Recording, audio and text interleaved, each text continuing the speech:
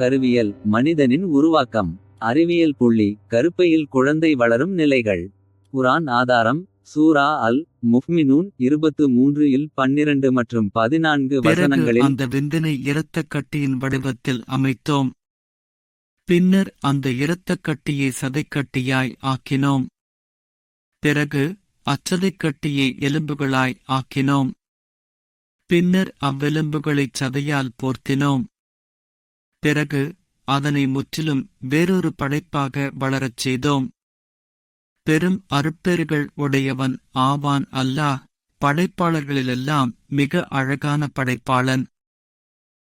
Microscope இல்லாத காலத்தில் கருவின் வளர்ச்சியை இவ்வளவு துல்லியமாக விளக்கியிருப்பது இவை இறைச்செய்திகள் என்பதற்கான அறிவியல் சான்று.